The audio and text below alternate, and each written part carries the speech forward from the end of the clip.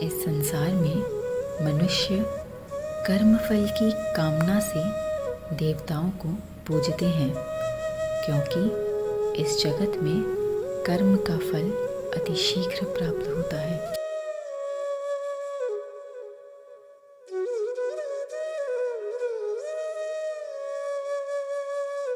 गुणों और कर्तव्यों के वर्गीकरण के अनुसार मानव समाज के 4 वर्ण मेरे द्वारा रचे गए हैं, परंतु इस प्रणाली का निर्माता होने पर भी मैं अकर्ता, अपरिवर्तनीय और शाश्वत हूँ।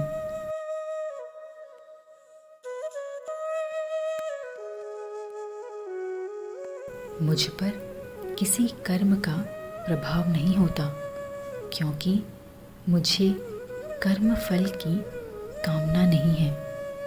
मेरे विषय में इस सत्य को जो जानता है वह कर्म फल से बंधा नहीं है।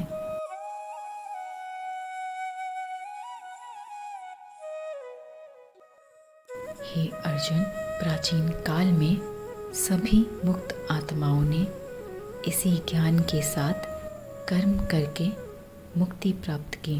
अतएव तुम्हें भी पूर्वजों की भांति उनके पद चिन्हों पर चलकर अपने कर्तव्य का निर्वहन करना चाहिए। कर्म क्या है और अकर्म क्या है, ज्ञानी भी इसका निर्णय करने में भ्रमित है। अब मैं तुम्हें उस कर्म तत्व का वर्णन करूंगा जिसे जानकर तुम संपूर्ण पापों से मुक्त हो जाओगे।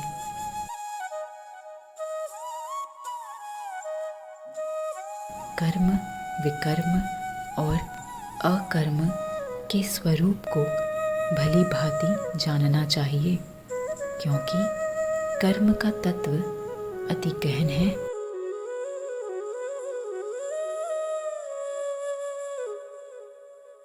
जो कर्म में अकर्म और अकर्म में कर्म देखता है वही मनुष्यों में ज्ञानी है, और सब प्रकार के कर्मों में लिप्त होते हुए भी वह दिव्य स्थिति में होता है।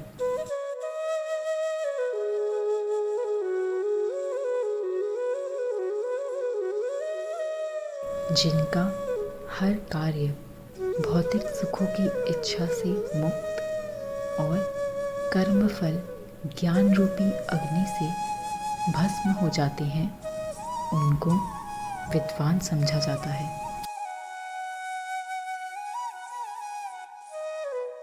कर्मफलों की आसक्ति को त्याग कर जो सदा संतुष्ट रहता है, किसी वस्तु पर आश्रित नहीं रहता, वह कर्म करते हुए भी वास्तव में कुछ नहीं करता।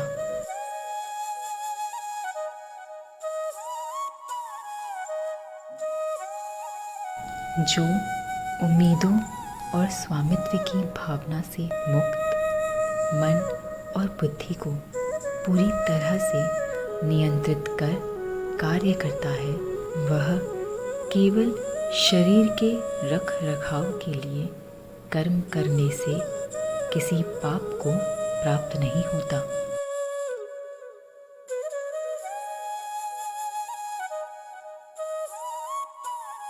जो अपने आप प्राप्त होने वाले लाभ से संतुष्ट, द्वंद्वों और ईर्ष्या दोष से मुक्त तथा सिद्धि और असिद्धि दोनों में स्थिर है, वे सभी प्रकार की गतिविधियों को करते हुए भी अपने कार्यों से बंधे नहीं होते हैं।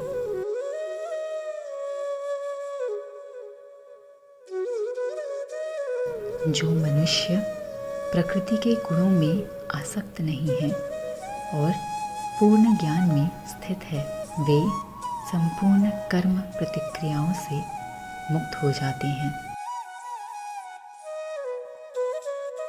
जो कृष्ण भावना में पूर्ण मग्न है, उनके लिए अर्पण ब्रह्म है और यज्ञ भी ब्रह्म है। ऐसे व्यक्ति जो सब कुछ को भगवान के रूप में देखते हैं, उन्हें भगवत धाम की प्राप्ति निश्चित है।